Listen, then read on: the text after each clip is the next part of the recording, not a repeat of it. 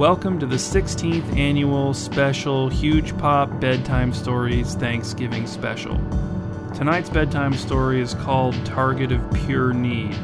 And I'll tell you what I'm most thankful for right now here in this moment. Just the first thing that comes to mind is that I had a piece of Yemeni honeycomb bread for the first time today, and it's one of the best desserts I've ever tasted. Let's begin. The plan was 2 o'clock as usual, but Dirk couldn't remember a single instance of Thanksgiving dinner getting on the table before 3, which meant he'd have all morning and a good chunk of the afternoon to serve the community, to give those less fortunate than himself, and those even more less fortunate than a few others he could name, a good reason to be thankful. Not that they didn't already have good reasons to be thankful in most cases, but Dirk understood that when you're less fortunate, those good reasons to be thankful don't exactly spring to mind sometimes. Sometimes they do the opposite. Sometimes they hide in the depths, they hide in dark, wet, and cold corners, and they stay there, never springing to mind or anywhere else. So instead of helping me get ready for our guests, said Tara, Dirk's wife, you're going to help strangers. She was 5 years older than Dirk, firmly into her late 50s. Yes, said Dirk, needy strangers. He stood in the doorway to the master bathroom and watched as his wife ruthlessly organized their shared medicine cabinet. What are you going to do? Asked Tara. Just drive around looking for poor people and then give them money? No, said Dirk. I'll volunteer somewhere. A shelter or something. A charitable organization. Which one? I don't know yet, said Dirk. I'll have to do some research. It's tomorrow, said Tara. Thanksgiving is tomorrow. She was throwing away more medicine than she was keeping. The bottles rattled as she dropped them into the garbage can. Some of them sounded pretty full. Were the medications expired? Dirk knew that they were not. I don't think the research will take very long, said Dirk. At 7:30 on Thanksgiving morning, Dirk parked in a driveway belonging to a small house with dark blue siding. Dirk had never before seen siding of that color. 2 cement steps led up to a cement porch large enough to accommodate Dirk and nothing else. The screen door was closed, but the front door stood open. Dirk looked through the screen into a modest living room with no one in it. Had the door been left open for him? Was he expected to take the initiative to enter?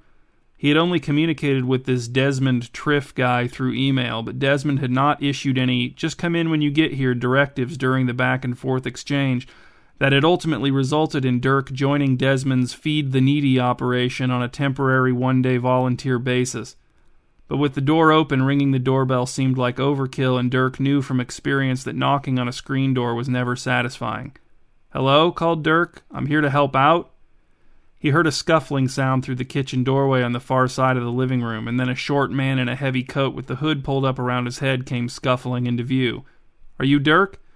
"Yeah, that's me." "I'm Desmond," said the man. Come in, come in."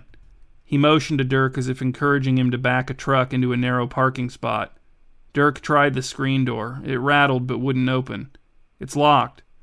Desmond turned to call back into the kitchen. "Farley, you locked the screen door?" A bass voice responded from out of sight. "I thought you'd want it locked. You always say people don't utilize the locks on their screen doors enough." Desmond sighed and crossed to the screen door, unlocking it and pushing it outward, holding it open so that his body obstructed much of the doorway through which he now gestured for Dirk to pass. Dirk turned sideways and squeezed past his host, the fronts of their coats making a zhoop sound as they rubbed against each other. Desmond took the opportunity to whisper, "I've never spoken to Farley or anyone else about the underutilization of screen door locks in my life." But Dirk noticed that Desmond relocked the screen door after it swung closed. Then he closed the front door and locked it, too. "This way," he said, and Dirk followed him into the kitchen where he found Farley standing at a circular table atop which were arranged 4 different laptop computers, their monitors pointed outward, each positioned perpendicular to the 2 laptops on either side of it. As Dirk watched, Farley sidestepped counterclockwise around the table, pausing on occasion to type, to click, to read and nod and frown and say, Like Desmond, he wore a coat, but Farley's was unzipped and it flapped around him as he moved. "This is Farley," said Desmond. "Hi," said Dirk. "I'm Dirk."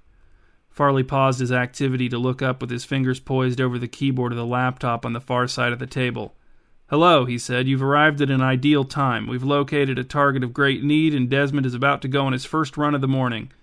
Standing in the same room as Farley made the depth and richness of his voice even more apparent. His unique voice was so noticeable that it made his physical resemblance to Desmond less noticeable, though not unnoticeable. The two men had the same small stature, the same jutting chins, the same defensive squints. But there were differences, too. Desmond's voice didn't hold a candle to Farley's. That was the big one. Dirk didn't think they were brothers. "Just excited to help," said Dirk. "What is it that you guys need me to do exactly? I wasn't quite sure from the emails what my role would be." "You'll ride with me in the truck when we go on the run," said Desmond. "Well, Farley stays here and identifies more targets of great need, or if none of those are popping up, then targets of moderate need. In a pinch, he'll identify some targets of some need." "And these are needy people?" asked Dirk. "And we're taking food to them?" "We're taking turkeys to them," said Desmond. "For Thanksgiving," said Dirk. He smiled. "Right, for Thanksgiving," said Desmond. "So what do you need me to do then?" asked Dirk. "Well, we've already got the turkeys in a big refrigeration unit in the garage," said Desmond. "Farley's got target identification and location handled here, as you can see. I've got a small refrigeration unit in the back seat of my truck, so when he identifies a target, as he just did, then we'll load a turkey into the refrigeration unit in my truck and we'll head to the address Farley gives us." "So I'm just riding along with you?" asked Dirk. "Yes," said Desmond, "helping to ensure that the drop-off goes smoothly." "Sounds easy," said Dirk. "Sounds fun." "It is," said Desmond. Dirk was not disappointed to have so little expected or required of him. In many ways, this was the exact sort of thing he'd been hoping to do, although he would not have admitted that to Tara or anyone else. It wasn't like he'd typed Multioak area Thanksgiving charity very easy into a search engine. He'd left the very easy part off, but he had been rewarded with a very easy one anyway. Farley gave the address of the target of great need to Desmond, who typed it into the GPS on his phone. 7 minutes away, he announced, and no car accidents currently showing between here and there, so that's good. The refrigeration unit in the garage was indeed big. It was actually a long white convertible chest freezer set to refrigeration mode.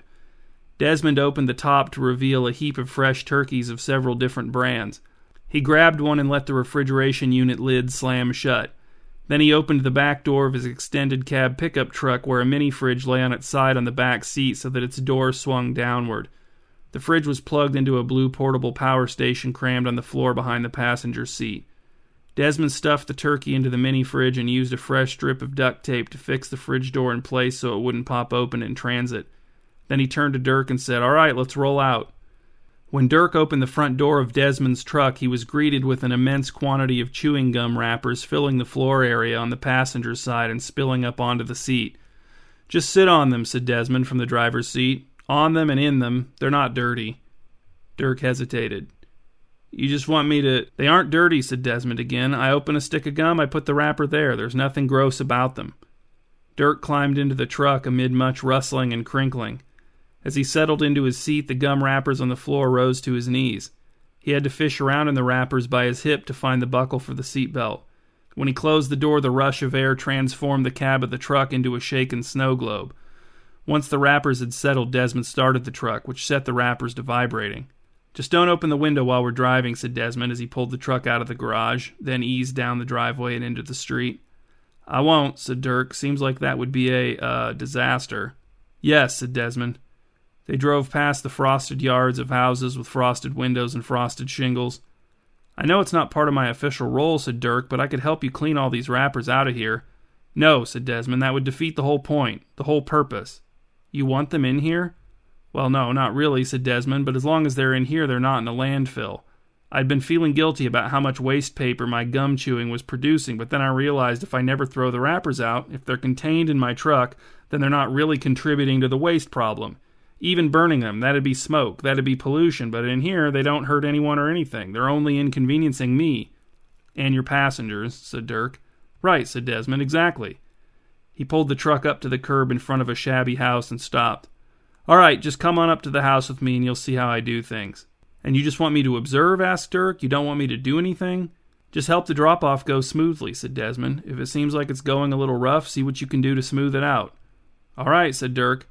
"And get out of the truck very gently," said Desmond, "very carefully. I don't want any of the wrappers to fall out, or they'll end up either in a landfill or incinerated."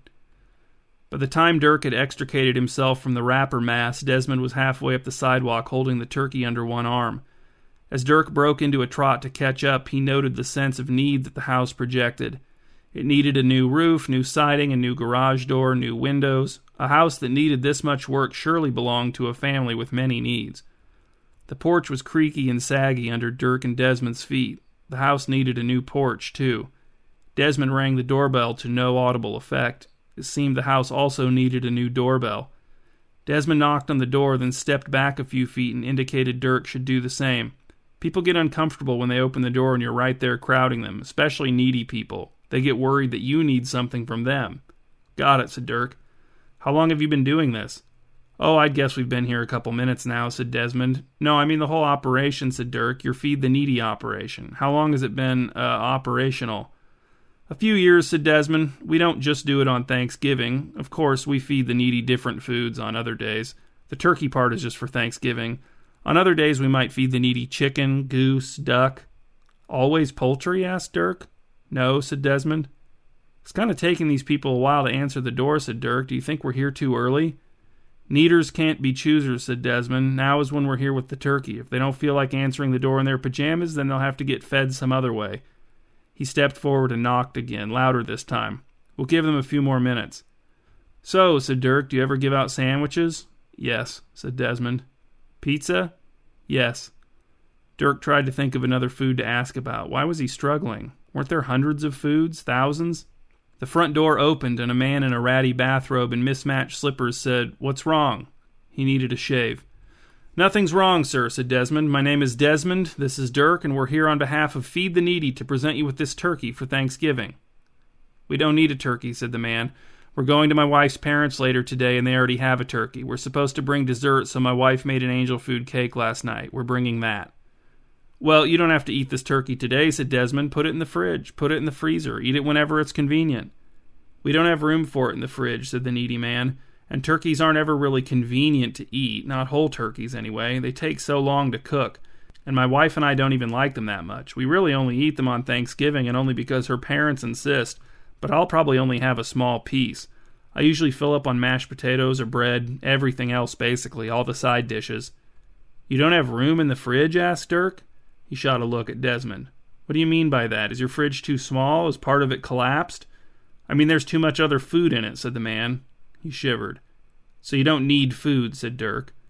No, said the man, we go to the food bank. We get some government assistance with food. We're good on food. So what do you need? Asked Dirk. Whoa, hold on there, said Desmond, grabbing Dirk by the sleeve of his coat. We feed the needy. It's in our name. It is our name, Feed the Needy. But he doesn't need to be fed, said Dirk. Do you, sir? Need to be fed? No, said the man. He shivered again. He needed a thicker bathrobe. I didn't say he needed to be fed, said Desmond. Did I ever say he needed to be fed? I said that he's a target of great need. In other words, he's very needy, but I didn't say what those needs are. I didn't say they were food-related. Farley's system identifies need in a general sense, but it can't identify the specific needs of the needy. Sometimes needy people need food, sometimes they need other stuff, but whatever the case, Feed the Needy feeds them. I was under the impression that we'd be giving turkeys to people who need food, said Dirk. In some cases, I hope we will be, said Desmond. Sir, do you want this turkey or not? No, said the man. All right then, said Desmond. Happy Thanksgiving. Back at Desmond's house, Farley was still cycling between his laptops at the kitchen table, but he'd removed his coat. He was sweating, especially his neck. How did it go? He asked when Desmond and Dirk walked in. The target of great need didn't want the turkey, said Desmond. Ah, said Farley, well, there's only so much we can do, and that makes a turkey available for another target of need that wouldn't have gotten fed otherwise. True, said Desmond. He turned to smile at Dirk. Farley always has a way of putting things in perspective. Sometimes all our work can seem kind of futile, but he always knows how to encourage me to keep at it. And I've got more targets ready for you, said Farley. He scurried to the computer nearest Dirk, nudging him out of the way with his hip as he bent over it. 1290 Greenery Street, he said. Go! As Dirk climbed back into Desmond's truck in the garage, one of the gum wrappers escaped and wafted under the refrigeration unit full of turkeys. Get it, said Desmond. We can't go until you get it. Dirk sighed and laid flat on the cold cement floor. He fished the gum wrapper out from under the refrigeration unit with his pinky finger and brought it into the truck with him, tossing it among the others as he sat down and buckled in.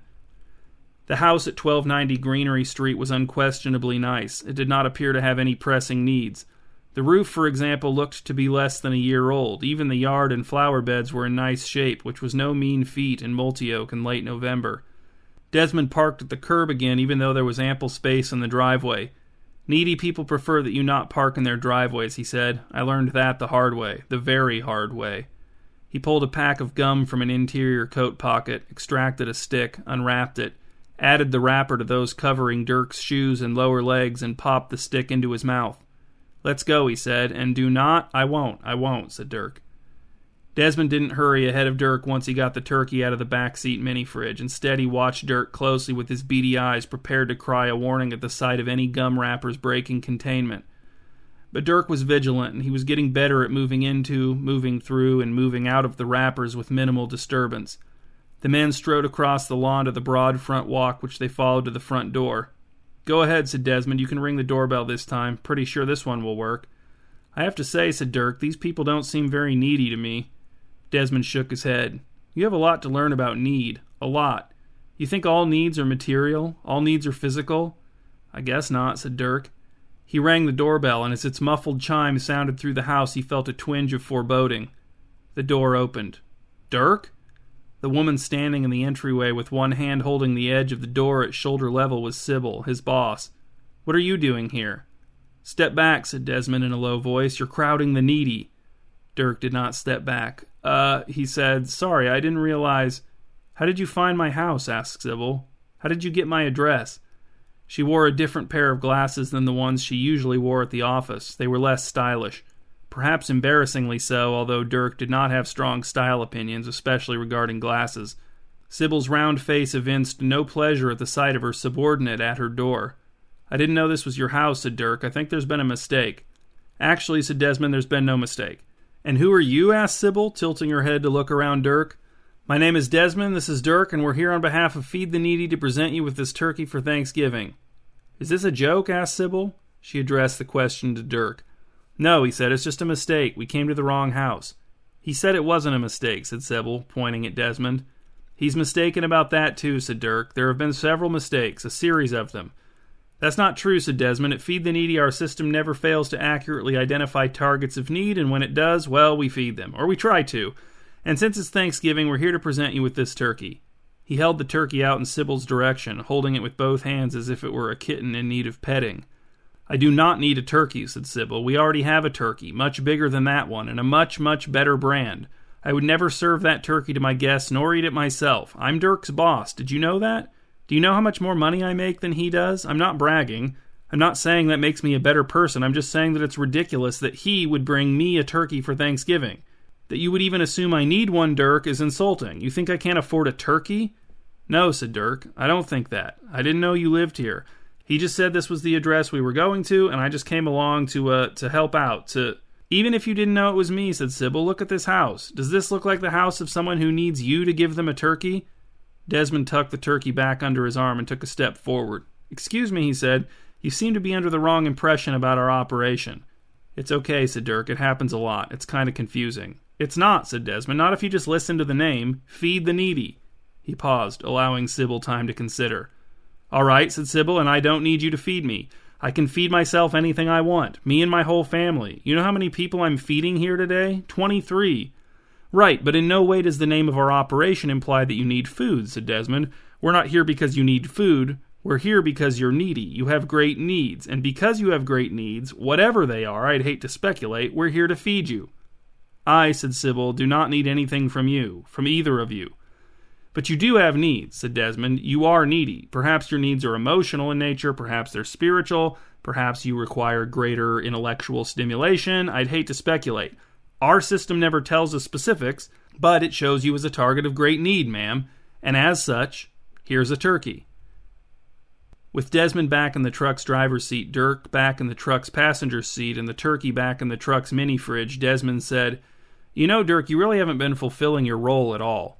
"What do you mean?" asked Dirk. "You're supposed to be helping these drop-offs go smoothly, but they aren't going smoothly at all. We've only attempted 2 so far, and neither of them have gone smoothly. We haven't successfully dropped off a single turkey yet, and I'd say that our exchanges with the needy have mostly been contentious. If I wanted contentious exchanges with the needy and a low rate of drop-off success, I would have just kept doing this by myself. At least there would have been less risk of gum wrappers getting out of the truck." "I don't understand why you don't just find some homeless people and give them some food," said Dirk. "They're not that hard to find, and you know they need food." Desmond sighed. "Do you know what happens if you give someone like that a turkey?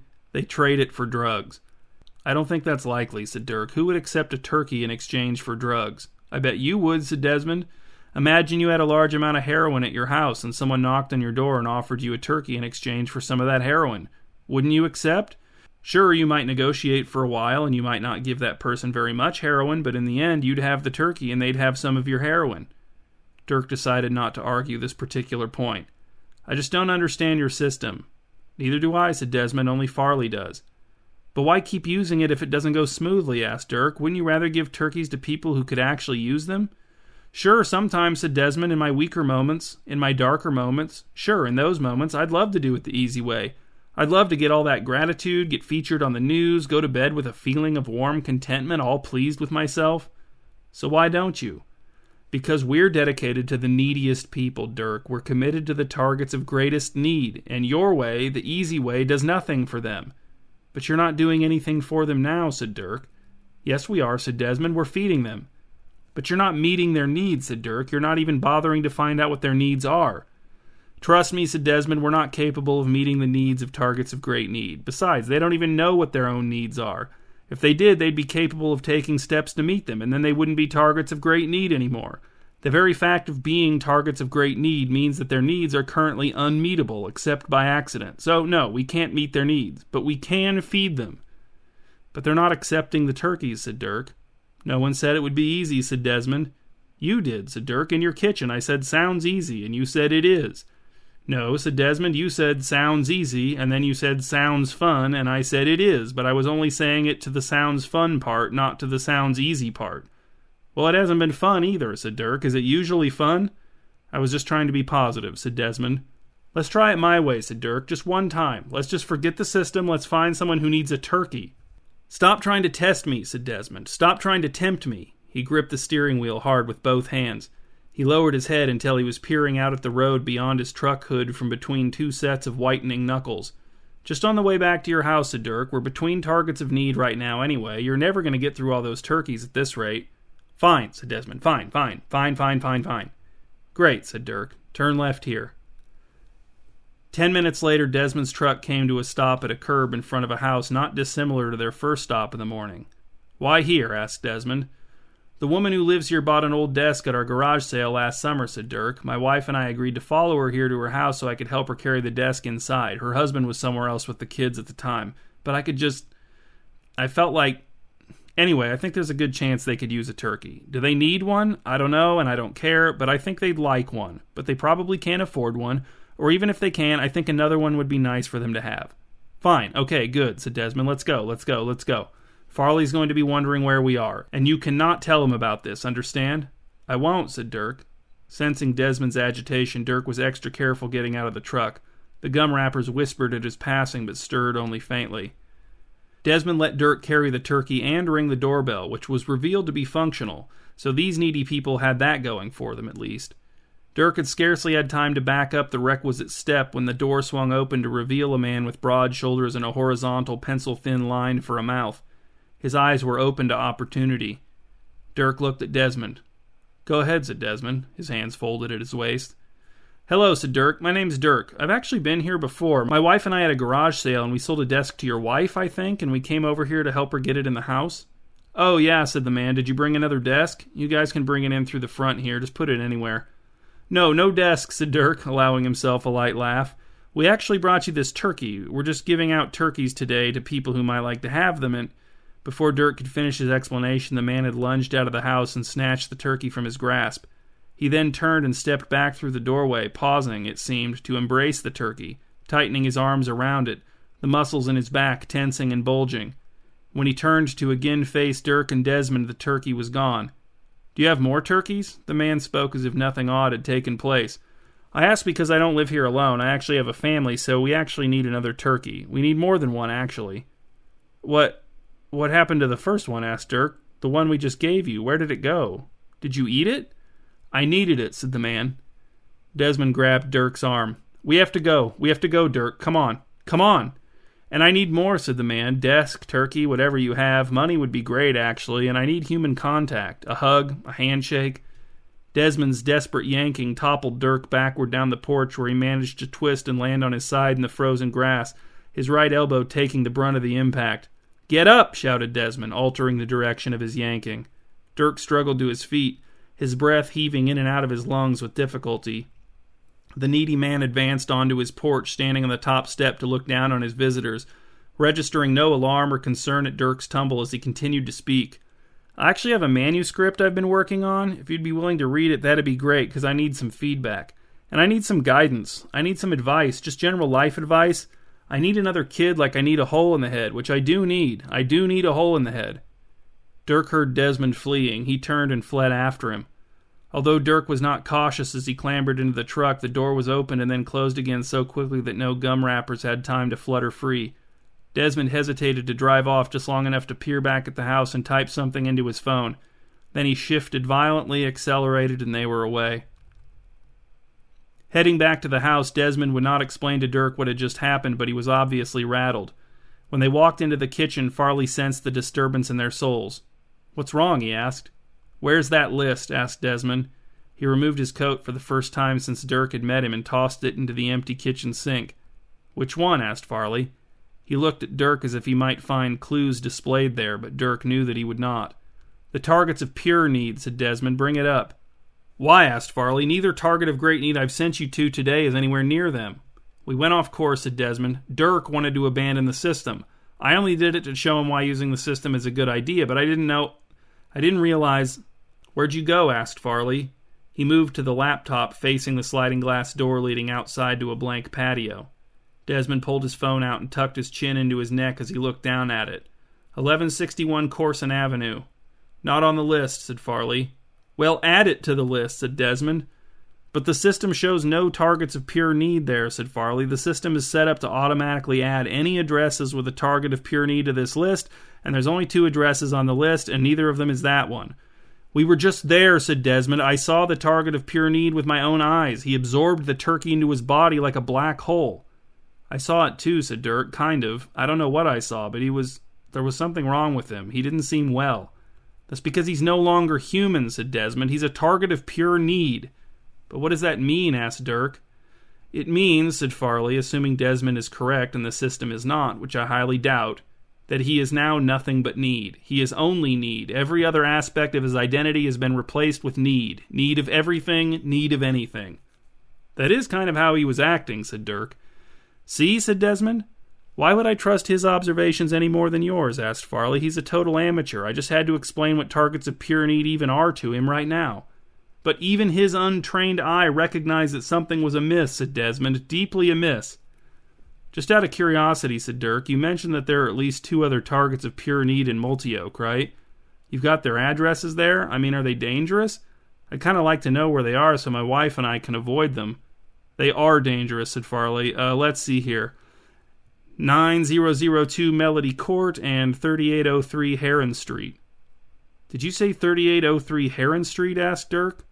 "Yes," said Farley. "But," said Dirk, "that's my address."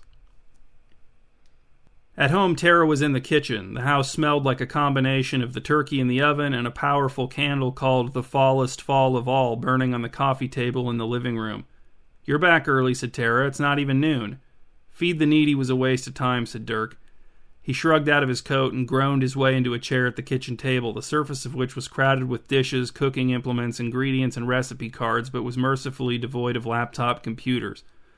"Well, I'm sorry it didn't work out," said Tara, "but that means you can help me get ready for our guests." "Sure," said Dirk. "What do you need?" He watched her closely, her face, posture, gestures. How would she react to this question?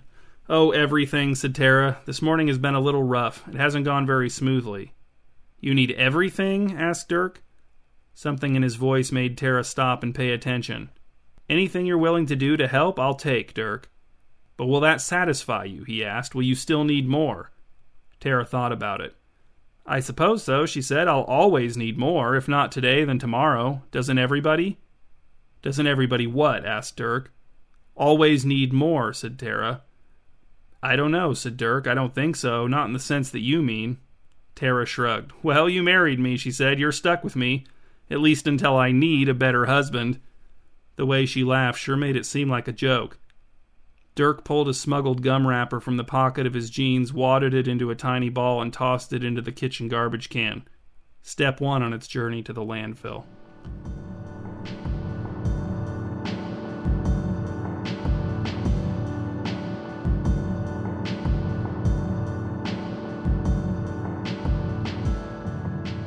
These are the discussion questions for Huge Pop Bedtime Story number 254, Target of Pure Need. Number 1. How many of your needs would you estimate you are completely unaware of? Number 2. How much drugs do you think you personally could acquire in exchange for a turkey? How much drugs would you exchange for a turkey? In both cases, specify the kind of drugs. Number 3. What steps do you take to control the fate of your gum wrappers? Number 4. Do you ever like to be fed even when you don't need food? And number 5. What's the best thing you can do for the needy other than meeting their needs?